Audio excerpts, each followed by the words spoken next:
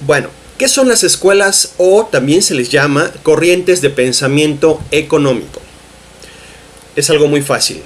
Se trata de grupos de economistas muy famosos porque todos ellos han contribuido con una serie de ideas, propuestas, análisis, en fin, cosas que han permitido que la ciencia económica avance. Estos grupos de economistas, como podemos deducir fácilmente, estos grupos es lo que se llaman las escuelas, ¿no? No es que hayan dado clases, ¿no? Sino que simplemente pues compartían algunas ideas comunes, estos economistas que aparecieron en cierta época, en cierto siglo, por ejemplo, y que compartían, les digo, las ideas. Incluso algunos se comunicaban entre ellos, ¿verdad? Algunos fueron alumnos de algunos exponentes de las escuelas anteriores también, pero dentro de una escuela también había diferencias, o sea, no necesariamente pensaban exactamente igual, sino que podía ser que tuvieran algunas diferencias de opinión sobre algún tema en particular, pero en general pues sí tenían aportaciones similares o trabajaban sobre los mismos temas, estas corrientes que se llaman del pensamiento económico. Bueno, son muchas estas escuelas, pero aquí vamos a platicar solo de 6 de ellas, que son, en el orden en el que aquí aparecen, así se llaman: la fisiocracia o escuela fisiócrata, la economía clásica o la escuela clásica, el marxismo o corriente marxista, la economía neoclásica, después la corriente keynesiana o keynesianismo y por último el monetarismo. Bien, son las 6 que vamos a estar platicando aquí. Es muy importante aclarar, porque me lo he encontrado en varias ocasiones cuando he dado esta clase, que algunos estudiantes se confunden, porque como están viendo al mismo tiempo alguna asignatura de administración y en esa asignatura también tratan sobre las escuelas de la administración, entonces suelen confundirse entre las escuelas de la administración, las corrientes administrativas y las escuelas de pensamiento económico, que son estas. Jóvenes, no son lo mismo, por favor no se vayan a confundir a la hora de, por ejemplo, responder alguna pregunta en el examen. Son cosas diferentes. Bien, ahora vamos a poner, tal como vimos en la presentación anterior cuando hablamos de los sistemas económicos, aquí pondremos una línea de tiempo, o bueno, un esquema donde marcamos pues los momentos principales en el desarrollo de estas escuelas. Va desde el siglo XVIII, a mediados de 1750, hasta el siglo XXI, o sea, más allá del año 2000. Y bueno, entre esos extremos ponemos las marcas correspondientes a varios años cerrados, ¿no? O sea, 1750, 1800, 1850 y así.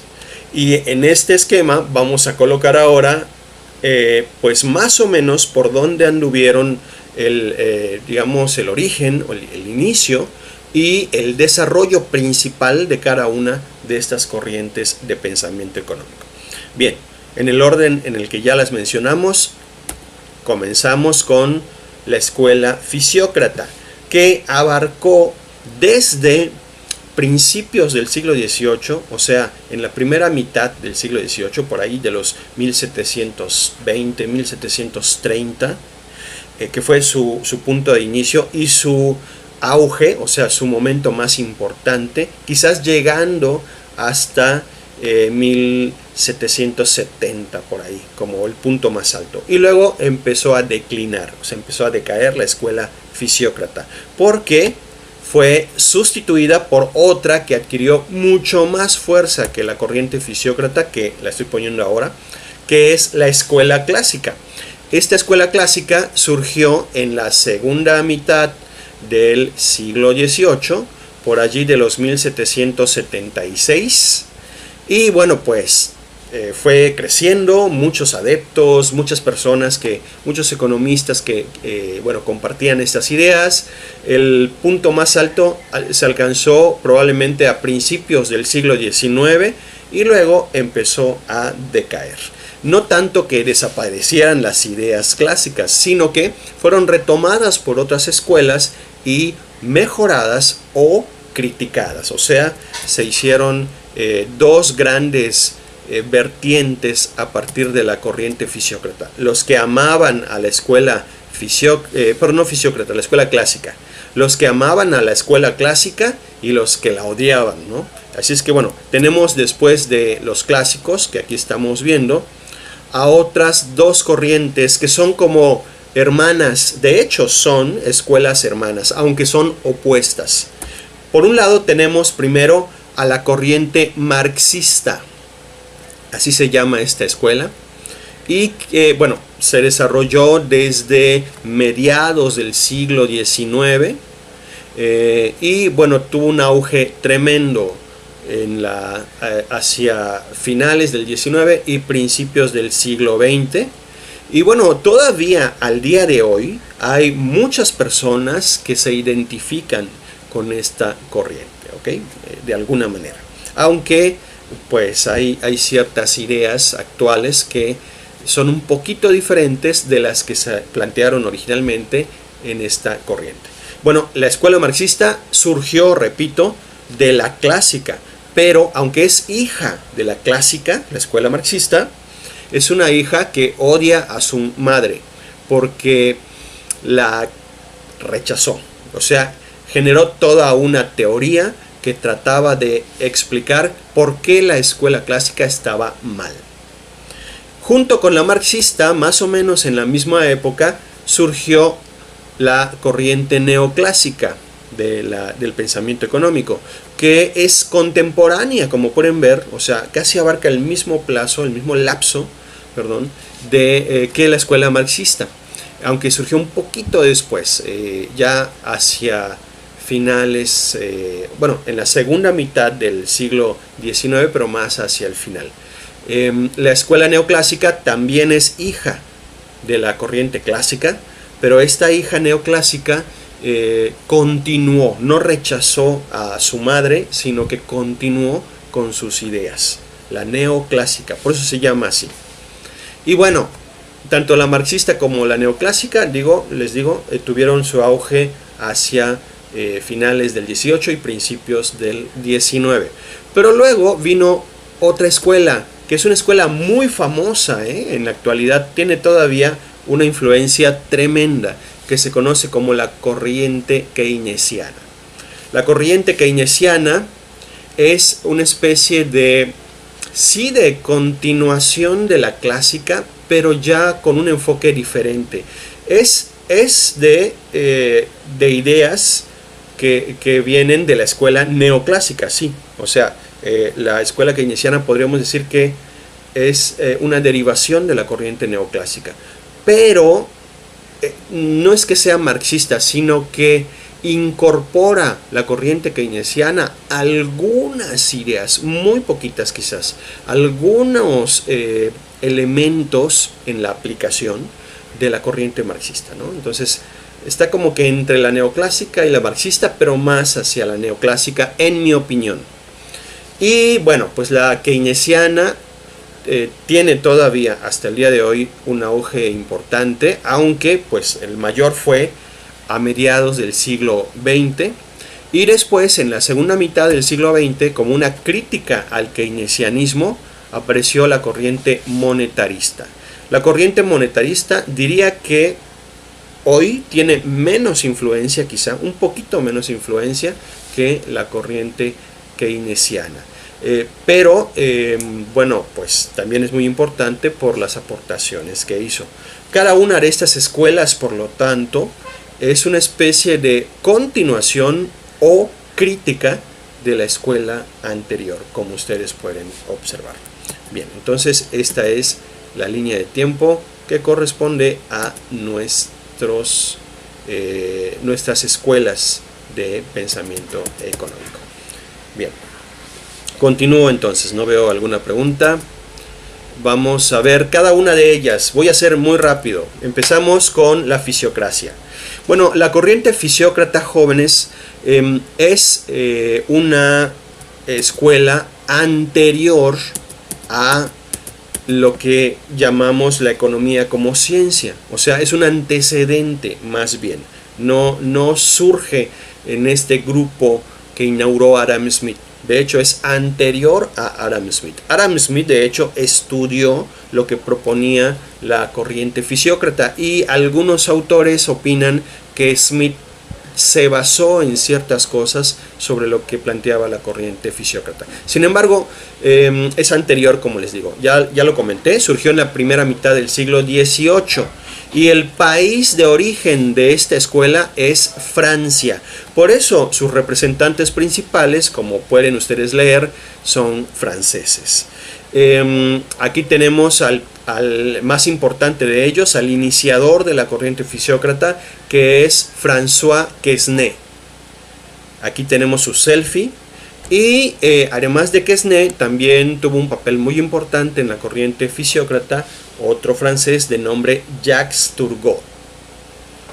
Bien, ¿qué proponía la corriente fisiócrata? Aquí les planteo 3 ideas de esta escuela.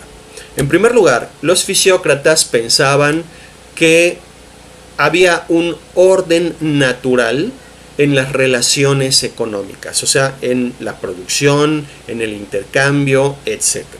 Esta es una idea filosófica muy común en la época en que se desarrolló la fisiocracia, o sea que había un orden natural para todo. Esto significa, aplicado a las relaciones económicas, que, por ejemplo, había ciertas actividades que, pues, el mundo, la naturaleza o Dios habían determinado como las principales, por ejemplo, ¿no? Es decir, el ser humano tenía que seguir lo que por orden natural se había establecido. Y por ese motivo, segunda característica, los fisiócratas pensaban que la actividad más importante y la única que aportaba valor económico era la agricultura. Nada más. O sea, realmente la que producía valor, decían los fisiócratas, era la producción agrícola.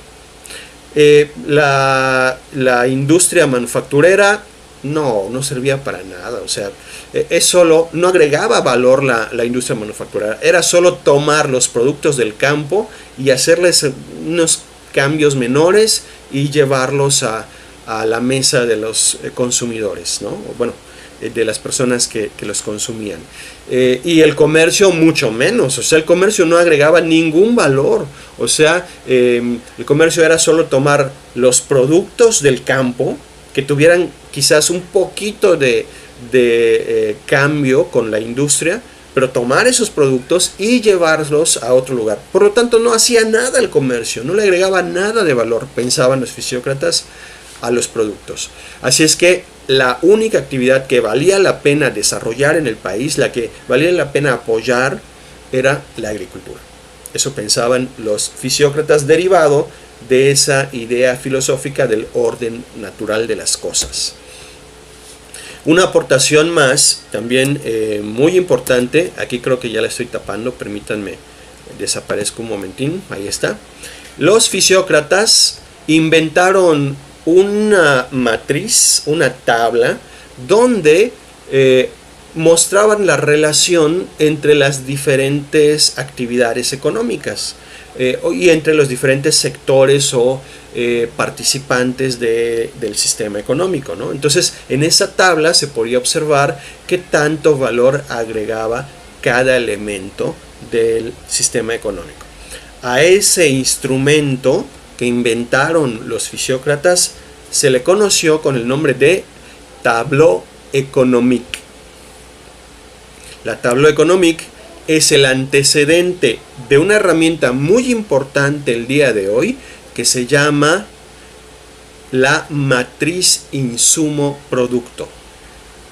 O sea, la tableau économique, por ejemplo, podría mostrar cómo iba dándose el flujo de producción y por lo tanto podía calcular la producción neta del país, la tableau économique. Bueno, esa tableau économique es el abuelo de lo que hoy se llama la matriz insumo-producto. Y esta matriz insumo-producto que les comento es la base para el cálculo anual del Producto Interno Bruto, que es el indicador más importante en la actualidad de cualquier país. Todos los países calculan el Producto Interno Bruto como indicador principal. ¿Okay? Entonces, bueno, pues esta aportación, como pueden darse cuenta, es sumamente importante para pues el desarrollo de la ciencia económica.